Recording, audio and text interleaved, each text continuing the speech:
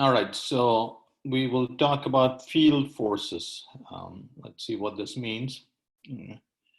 So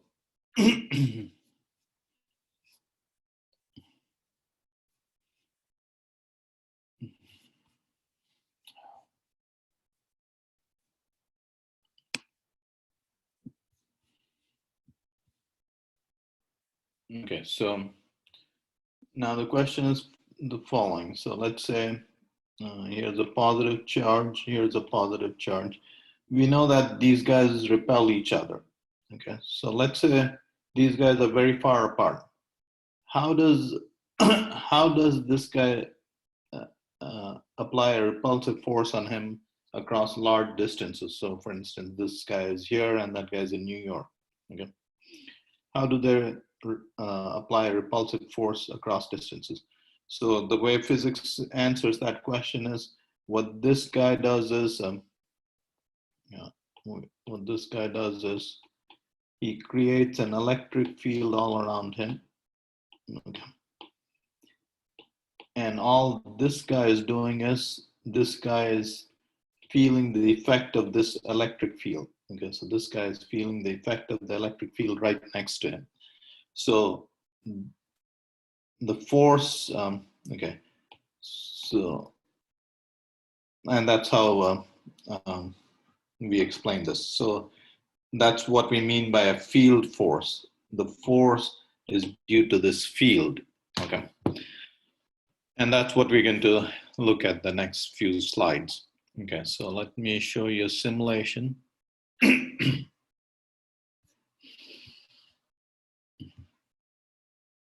Okay, so that's what this guy was showing you. So this charge is creating a field there, and that guy is just feeling the force due to this field at that point. Okay, so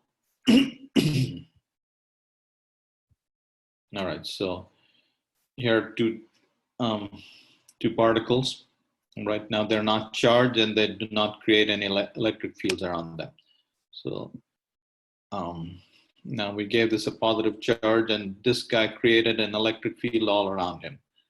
The greater the magnitude of the charge, the stronger the field. And it turns out, as you can guess, the field gets weaker the further away you are.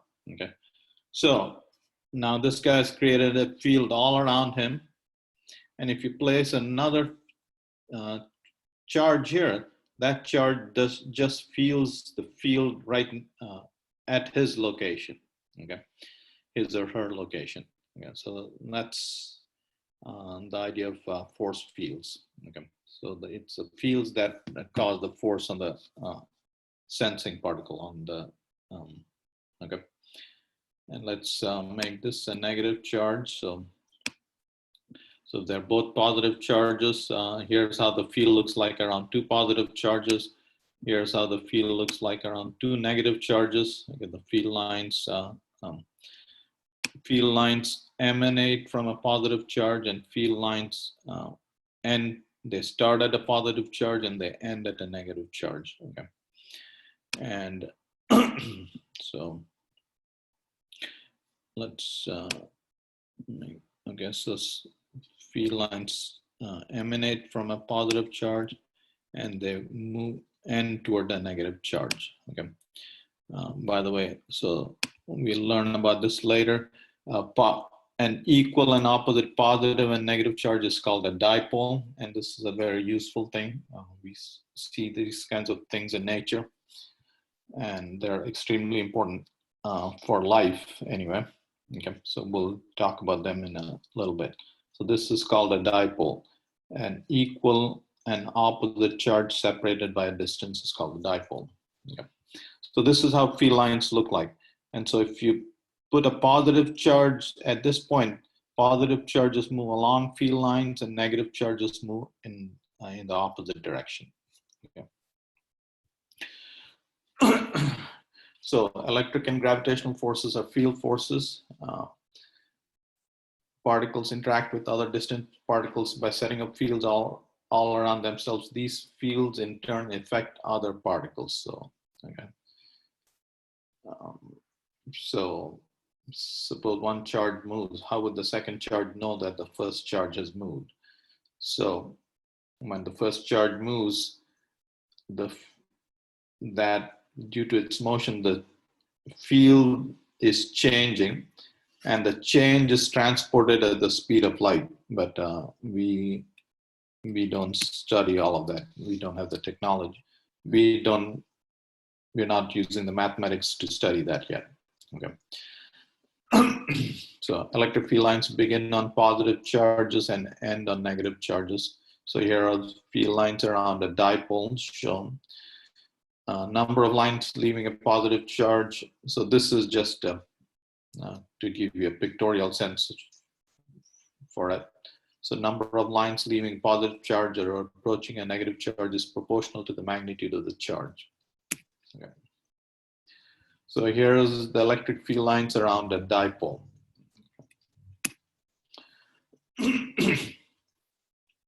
So now here, in this diagram, we are just showing you some field lines without the charges producing it. Okay. And the reason we do this is because, you know, in a given region, you just want to know the effect on another charge. So if you have a test charge, if you place the test charge, what you want to know is what is the effect on that test charge. You're not concerned with what is producing the field lines. Okay, so that's not relevant to a lot. That might not be. You might not be concerned with that because all you want to know is the effect on a test charge. So here are just field lines showing you the electric field, and the density of lines is related to the magnitude of the force, and the electric field at any given location is tangential to a field line. Okay, so number of field lines per unit area through a surface is proportional to the magnitude of the electric field at that point. Yeah. All right, so here are field lines. Electric fields are denoted by E. And a positive charge would move along a field line, a negative charge would move opposite to the field line, field direction. Okay. The magnitude of the force is given by Q, the magnitude of the test charge, times the electric field. Okay. So that's a way to measure electric fields. So if you want to measure an electric field at a given point, just measure the force on this charge at that point, and the force divided by the charge gives you the electric field. All right. So if you had a charge if you had a test charge and you place it there, and if you place it in a region and there's no force on that charge, then that means there's no electric field in that region. Yeah. So units of electric fields are Newton per Coulomb. Okay. So force is measured in newtons and charge in coulombs. All right. So again, you saw that from positive charge, the electric field lines radiate outwards, and from a negative charge, the electric field lines radiate inwards. Okay. The magnitude of the electric field at a given point is given by this equation, KQ by R square. Okay. Q is the charge of this charge, and K is the Coulomb constant. Okay, so okay, so what we're saying is, let's say you have a charge Q, and it produces an electric field there. The magnitude of the electric field is given by KQ by R square. R hat is a radial vector outward like that. That's what R hat is. Okay. And if Q is positive, the electric field, K is positive, Coulomb's constant, and that's positive. So if Q is positive, the electric field is in the same direction as R hat. If Q is negative, the electric field is in the opposite direction. Okay, so that's the expression for the electric field. that's the electric field around a point charge. Okay. The magnitude of the electric field, which is what we generally use, is kq by r squared. And we know that if this was a positive charge, the electric field is pointing away.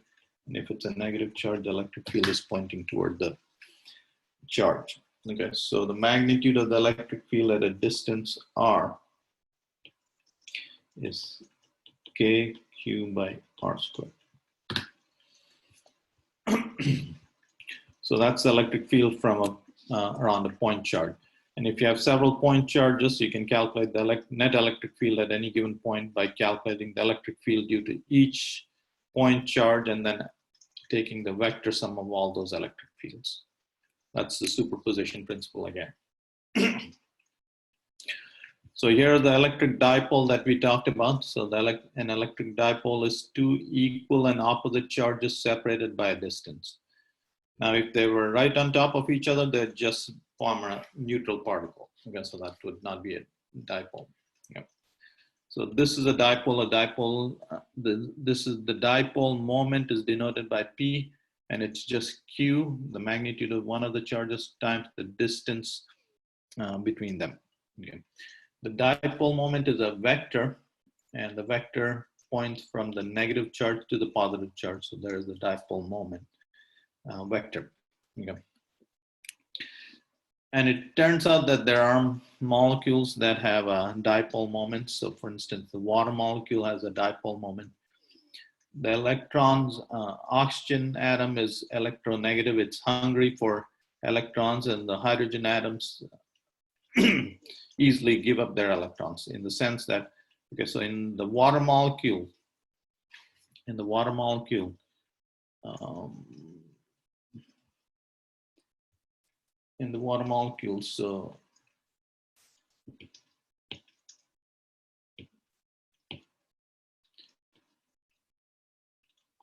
here's the water molecule. The center of negative charge is somewhere there, and the center of positive charge is somewhere there, because the hydrogen gave up their electrons, and so these are the hydrogen, they're effectively positive charge. So the center of the positive, center of the positive charge is there, and the center of negative charge is there. So there's the dipole moment of the water molecule. Okay. And now this is extremely important for life. So the fact that the water molecule has a dipole moment is extremely important. Okay, so for instance, if you built a lipid molecule, okay, so a lipid molecule has a polar head and a non-polar tail. Okay, now so what this, because of the dipole moment, okay, the water molecule. So if you took a jar of water and you took a bunch of these lipid molecules and threw them in the water, okay, you threw them in the water, what will happen is they will form this bilipid layer.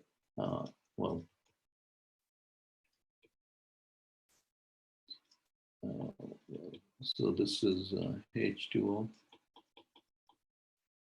and actually, so they'll form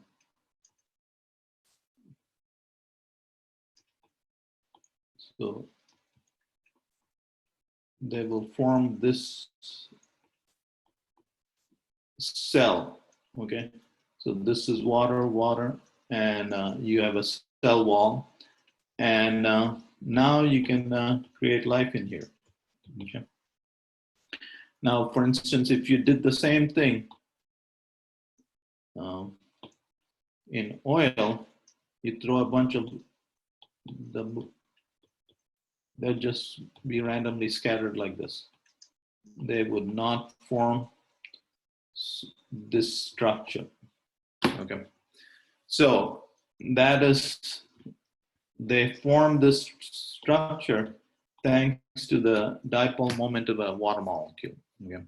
So you see, life couldn't have evolved otherwise. So we are thankful for the dipole moment of the water. Okay. And by the way, this structure is formed because this is the minimum energy structure. Okay. So again, there's the heads and the tails are pointing toward each other. Yeah. And that's your cell wall for all cells. All right, so now what we're showing here is so we saw that the electric field from a point charge falls off as the distance squared. Now, for a dipole, here's a dipole. What this slide shows you is the electric field along the z-axis, along the dipole axis, falls off as 1 over z cubed. So we're calculating only the field along the axis of the dipole. Okay, it's harder calculation and along different angles, but essentially you can show that the electric field falls off as 1 over distance cubed. So from a dipole, the electric field falls off much faster. And that makes sense because from far away, this will look like a neutral particle. And so the electric field has to fall off much faster. Yeah. So it can be shown that the electric field due to a dipole falls off as 1 over r cubed rather than 1 over r squared for a single charge. Now, if you had a cloud of charge and you wanted to calculate the electric field due to the cloud at any location, what you would do is you would break up the cloud into little pieces and calculate the electric field due to this little piece, each little piece, which is this guy, and then sum over all the little pieces. Okay, so if you wanted to calculate the electric field at your house due to a thundercloud above your house, this is the integral you would do. Okay, so that's what this integral is. Okay, often we have to calculate electric fields, and so and the charge is uniformly distributed. So we define these quantities, the volume charge density. Okay, so let's say you have a cloud of charge and the charge is uniformly distributed. So the charge density is the total charge divided by that. Or the charge density could be a function of time. Okay. Sometimes you have charge that is uniformly distributed on a surface, and then you define a surface charge density. It's the total charge on the surface divided by the area of the surface. And then there are times when you distribute charge uniformly along a wire. And then you define a linear charge density, which is the charge on the total charge on the wire divided by the length. Okay, so these three quantities are useful: the volume charge density, surface charge density, and the linear charge density. Okay.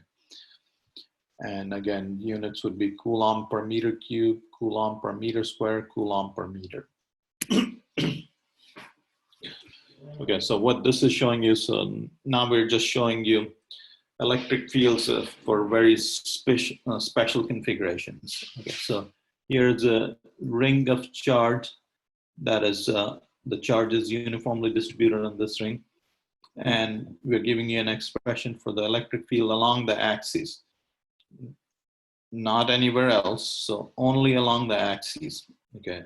And the reason being that's easy to calculate is because all the y components cancel and only the electric field due to this guy is there, and the electric field due to the opposite piece will be in that direction, and the y, so the y components cancel, only the x components add up. Okay. Anyway, so if you calculate the electric field due to this entire ring at this point, only the x components survive, and there is the electric field. K, A is the radius of the ring, and x is the distance you are from the center of the ring. Okay, so kx, x squared plus a squared to the power 3/2 times k.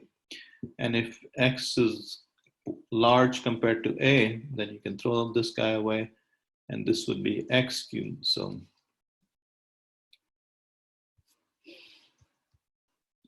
let's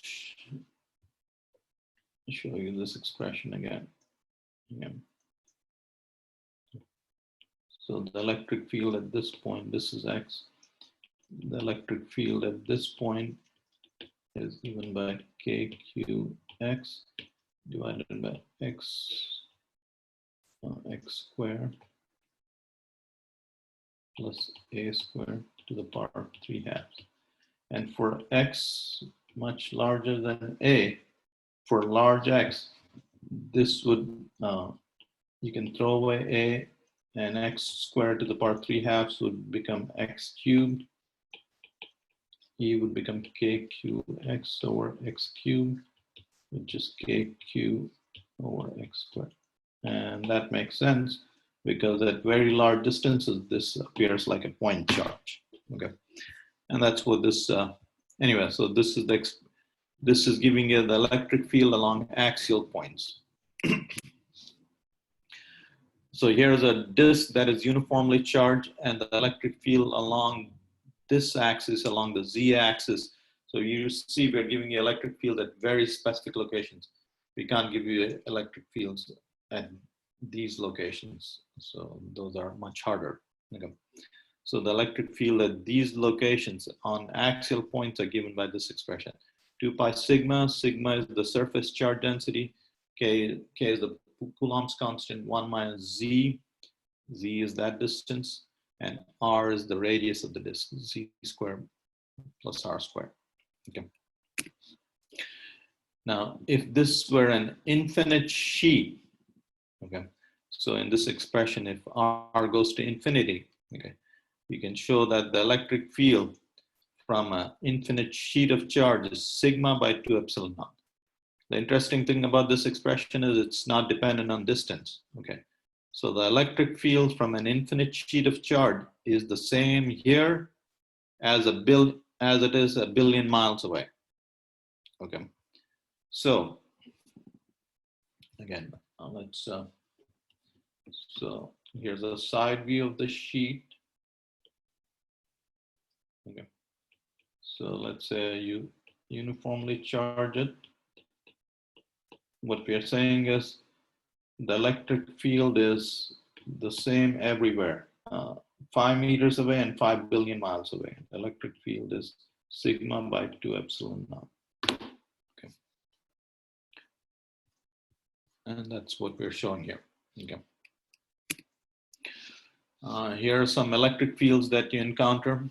Okay, so here's an important one to remember. By the way, so in a fluorescent light tube, the electric field is 10 Newton per Coulomb. In fair weather, it's about 100 Newton per Coulomb. You rub a balloon on your hair, and the charge on the balloon, so near the balloon, the electric field is about 1,000 Newton per Coulomb.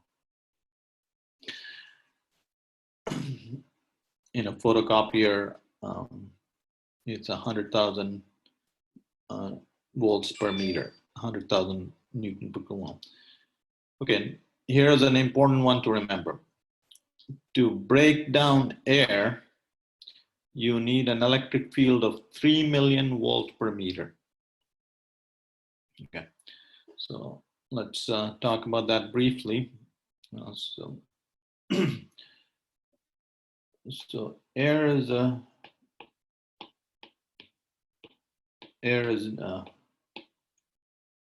bunch of neutral molecules. Okay. Now, so let's say we have an electric field here. Now, let's say there's a stray electron. Okay. Now, the electron will accelerate in this direction. And of course, the electron, there are so many air molecules and the electron will collide. Okay. And then it'll lose its energy. But if the electric field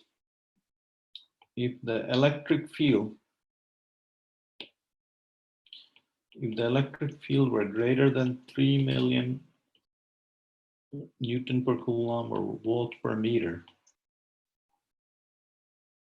the electron, before it collides with the next atom, it gets, if the electric field were greater than that, it gets fast enough where it starts knocking electrons from these atoms. Okay, so it will start knocking electrons off of these atoms. So, and then these guys will go and they will collide with other molecules, and pretty soon you have the air that was non-conducting before. If the electric field gets stronger than that, suddenly it becomes conducting. Okay, and so if this happened,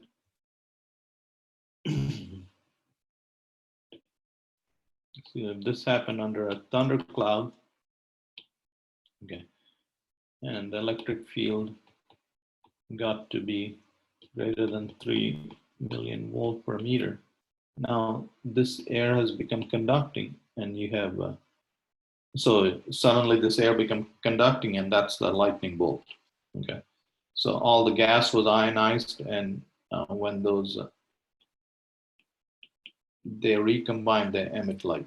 I guess so. All that happens in a flash. Okay, that's how lightning is created. Okay, so anytime you see a spark in air, what that means is the air became conducting, and the way it happened was the electric field there was greater than 3 million volts per meter. Okay. All right, so you saw that the force on a charge in an electric field is Q times E, yeah, and that is the mass times acceleration of the charge. Okay, so we'll show you a mass spectrometer. A mass spectrometer is a device that actually weighs an atom. Okay, so that's how we know the weights of atoms, so the mass of an atom. So for instance, okay, and here's how it works. Okay, so in a mass spectrometer, this portion is called the velocity selector. And what the velocity selector is it has both an electric field and a magnetic field, and we'll learn about magnetic fields in a couple of chapters. So I'm going to put a 2 Tesla magnetic field. That's a fairly strong magnetic field. That's the kind of magnetic field you have in MRI machines. And here's a electric field. Oh, well, see, this is 8 times 10 to the 6 Newton per Coulomb, and this would create a spark in air. So let's, okay. All right. So what we'll do is, this is a velocity selector, and now the way it's set up is, okay, so,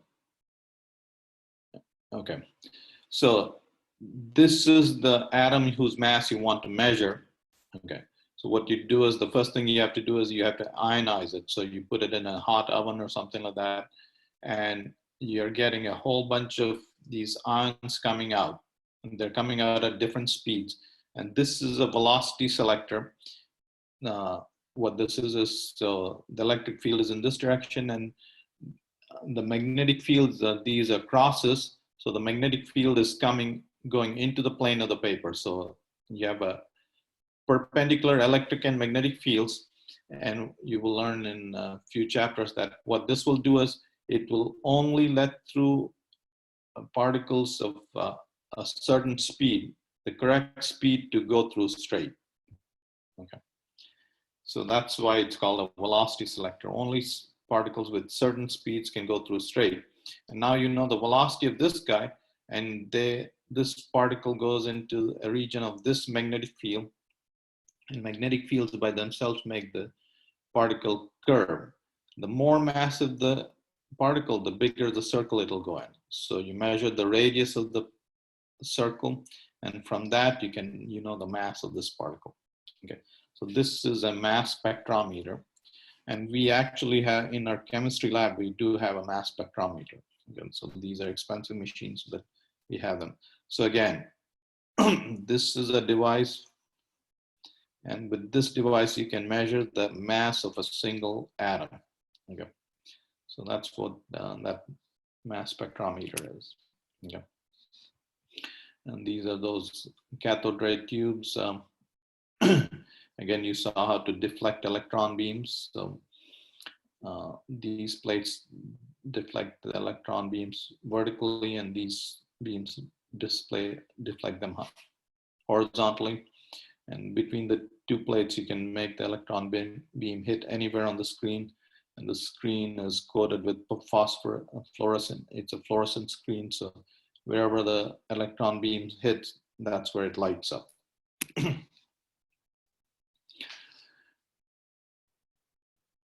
All right, so here is the dipole water molecule, which has the dipole moment. Okay, so if you place this water molecule in an electric field, the positive charge feels a force in this direction, the negative charge feels a force in that direction. Okay, so what happens is if you place the water molecule in an electric field, it feels a torque. The dipole moment is being turned along the direction of the electric field. So if the dipole moment was pointing in that direction, it will be turned towards the electric field. So it feels a torque, which is turning the dipole moment towards the electric field. So the torque tends to align the dipole moment with the electric field.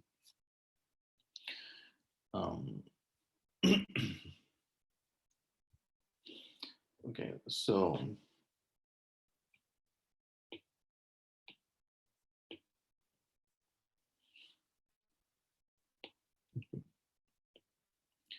there's the dipole moment. There's the electric field. And what the electric field is trying to do is turn the dipole moment in that direction. And now here's the thing. So now if, so there's the electric field. Now let's say if you could switch the direction of the electric field, and that's what an electromagnetic wave does. We'll learn this again in one of the later chapters. What will end up happening is this dipole moment is going to be shaken like that. Okay, so as the electric field switches back and forth, what is happening to the dipole moment is it's going this way and that way. It's being shaken. It's like somebody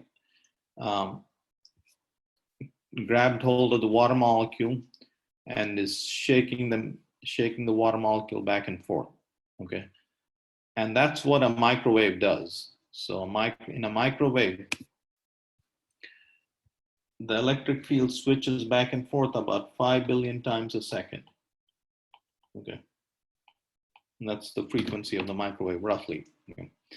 And so the water molecule is being, so this Mickey Mouse water molecule is being shaken back and forth about 5 billion times a second, and that's how the water molecule gets warmed up. And then the water molecule shares that energy with the nearby molecules, and that's how your food gets warmed up. Well, your food is mostly 80% water anyway, so, okay. So, so the torque on a dipole is given by P cross E, and the magnitude of the torque is given by that. Theta is that angle, the angle between P and E. There's potential energy associated with the dipole moment in an electric field, and it's given by P dot E. Okay. And it has the greatest potential energy when it's anti-parallel to the electric field. Okay, so when this angle is 180 degrees, because cosine 180 would give you -1, and that would make it positive. So the potential energy would be PE. All right, that covers the topics from this chapter. Okay. So what we learned, okay, so let me summarize what we learned. So we learned that like charges repel each other, unlike charges attract each other. Okay. The magnitude of the force is given by Coulomb's law. Okay. We saw that point charges produce electric fields all around them, and that's how they influence other charges. The magnitude of the electric field from point charge is given by that. Okay. This is called a dipole, and the dipole moment is given by Q times D. Okay. And so that summarizes the stuff we learned in this chapter. So again, we are studying electrostatics, and that's what we're going to do in the next 3 chapters as well. We don't have the charges moving yet. We're just studying their effect when they're stationary, and moving charges we'll study 3 chapters from now, and that will be electric currents. All right, guys, so we will stop now. And if you guys have any questions, ask them now.